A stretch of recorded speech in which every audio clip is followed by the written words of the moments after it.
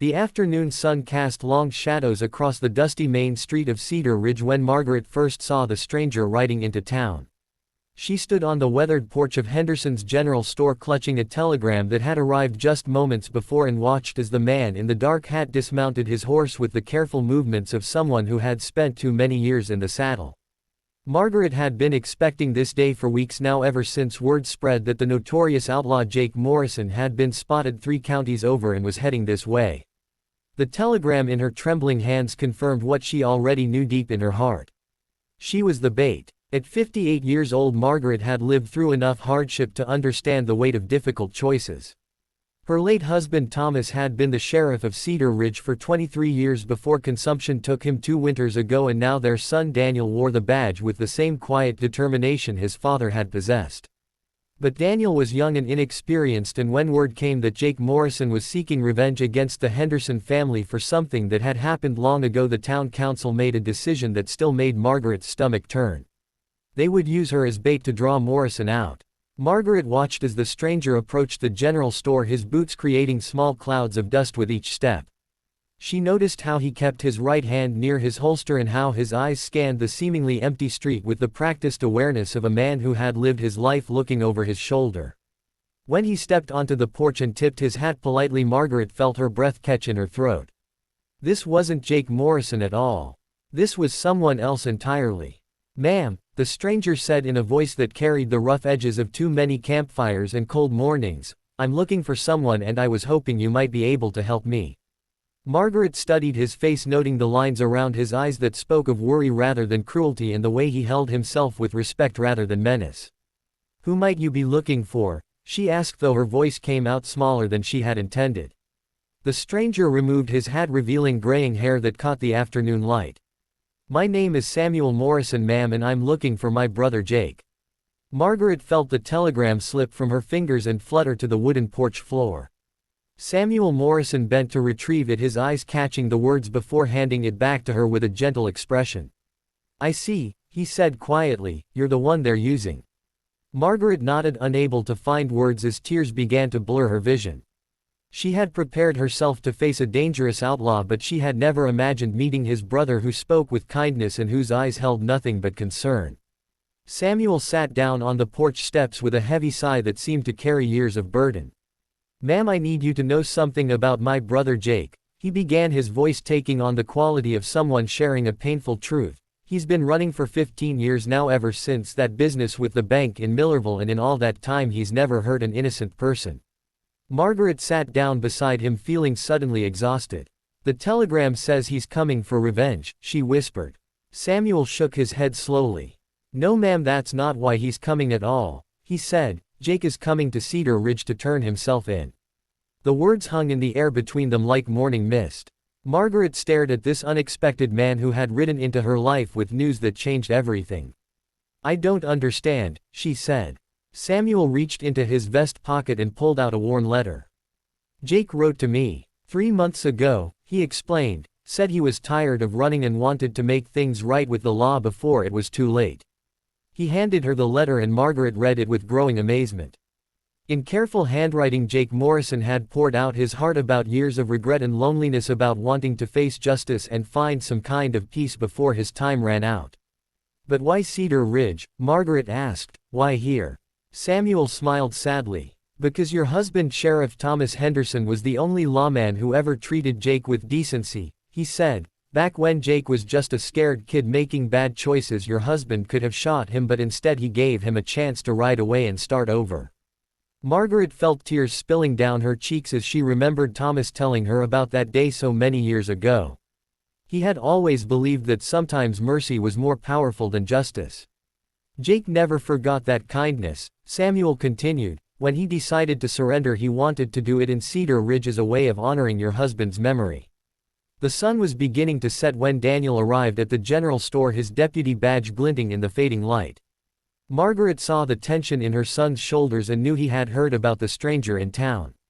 "Mother, are you all right?" Daniel called out, his hand resting on his gun. Samuel stood slowly, his movements deliberate and non-threatening. "You must be Daniel," he said. "Your mother has told me about you, and I want you to know that you have nothing to fear from me or my brother." Daniel's eyes narrowed. You're Morrison. I'm Samuel Morrison, came the patient reply, and I'm here to help prevent a terrible misunderstanding. Margaret rose and walked to her son, placing a gentle hand on his arm. Daniel, this man has shown me something important, she said, something that changes everything.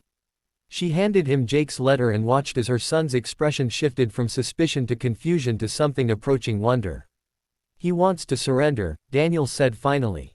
Samuel nodded. He's been carrying the weight of his choices for 15 years, son, and he's ready to face whatever consequences await him. Daniel looked from Samuel to his mother and back again. But the town council, they've set up an ambush, he said, they're planning to shoot him on sight. Samuel's face grew grave. Then we need to stop them, he said simply. What followed was a long evening of difficult conversations. Margaret, Samuel and Daniel spent hours walking through the town, speaking with the members of the council and the other residents who had gathered to discuss what to do about Jake Morrison. There was fear in their voices and anger too. Some had lost money when the bank in Millerville was robbed years ago, and others simply wanted to see justice served swiftly. But as Samuel told them about his brother's letter and his desire to surrender, something began to shift in the room. Old Mrs. Patterson spoke up first. She had known Thomas Henderson well, and she remembered the stories he used to tell about second chances and the power of redemption. Thomas always said that a man could change if he was given the opportunity, she said in her wavering voice. Maybe we should listen to what this Jake Morrison has to say. One by one the others began to nod. They remembered Thomas too, and they trusted his judgment even now. By the time the morning sun rose over Cedar Ridge, a new plan had been formed. Instead of an ambush, there would be a proper surrender. Jake Morrison would be allowed to turn himself into Daniel with dignity and then face trial like any other man. Samuel rode out at dawn to find his brother and bring him the news. Margaret stood on her porch watching him go and feeling something she hadn't experienced in months: hope. 3 days later, Jake Morrison rode into Cedar Ridge with his brother by his side. Margaret was amazed by how ordinary he looked. She had expected a fearsome outlaw, but instead she saw a tired, middle-aged man with kind eyes and a face marked by years of regret. Jake dismounted in front of the sheriff's office and slowly removed his gun belt. He handed it to Daniel with steady hands. Sheriff Henderson, Jake said formally, I'm here to surrender myself for the robbery of the Millerville Bank 15 years ago and to face whatever justice awaits me. Daniel accepted the gun belt with equal formality. Jake Morrison, you're under arrest, he said, but you'll be treated fairly and with respect. As Jake was led into the sheriff's office, Margaret found herself thinking about the strange turns life could take. A week ago she had been preparing to serve as bait in a violent confrontation. Today she was witnessing an act of courage and redemption that would have made her late husband proud. The trial took place 3 weeks later. Jake Morrison pled guilty to the bank robbery and threw himself on the mercy of the court. Samuel testified about his brother's character and his years of trying to live an honest life despite his past. Margaret surprised everyone, including herself, by standing up to speak on Jake's behalf. Your Honor, she said in a clear voice that carried to every corner of the courtroom, my husband always believed that the measure of a man wasn't in his mistakes but in how he chose to face them. She looked directly at Jake as she continued. This man could have run forever, but instead he chose to come here and face the consequences of his actions, she said. That takes a kind of courage that deserves recognition. The judge, a thoughtful man named Harrison who had known Thomas Henderson well, deliberated for nearly an hour. When he returned, he sentenced Jake Morrison to 5 years in prison, but with the possibility of parole and 3 years for good behavior. It was far less than anyone had expected. As Jake was led away, he stopped beside Margaret. Ma'am, he said quietly, I want you to know that your husband's kindness to me all those years ago planted a seed that took a long time to grow, but it finally did. Margaret felt tears in her eyes again. He would be proud of what you did today, she whispered. Jake nodded, and for a moment the years of hardship and regret seemed to lift from his shoulders. Samuel stayed in Cedar Ridge for another week, helping to settle his brother's affairs and spending time with the people who had shown such unexpected compassion. On his last evening he sat with Margaret on her porch watching the sunset paint the sky in shades of gold and red. You know, he said thoughtfully, Jake isn't the only one who found something he wasn't expecting in this town. Margaret looked at him curiously. What do you mean? Samuel smiled. I came here expecting to find anger and hatred, he said. Instead I found people who were willing to listen and to show mercy when it would have been easier to seek revenge. He paused, watching a hawk circle high above the dusty street. That's a rare thing in this world, he continued, and it gives me hope that maybe Jake was right to believe in the possibility of redemption. Margaret nodded, understanding what he meant. Thomas used to say that kindness was like a stone thrown into still water, she said, the ripples spread far beyond where you can see. Samuel stood to leave the next morning, but before he mounted his horse he had one more thing to say. Mrs. Henderson, if you don't mind me asking, what will you do now? Margaret had been thinking about that very question. For weeks she had been living in fear, waiting to serve as bait in a violent confrontation. Now she felt a strange sense of freedom. I think, she said slowly, I'll do what Thomas would have done.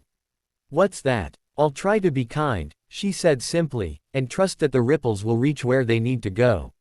Samuel smiled and tipped his hat. That sounds like wisdom to me, ma'am, he said. As he rode away, Margaret felt something settle in her heart.